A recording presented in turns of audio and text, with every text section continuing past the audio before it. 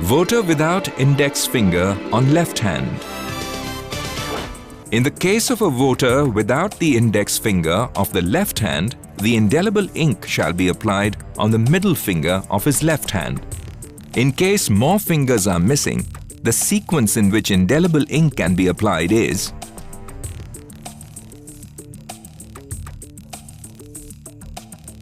further, if he does not have any finger on his left hand, the ink should be applied on right hand forefinger, and if he has no right hand forefinger, on any other finger which he has on his right hand, starting with his forefinger.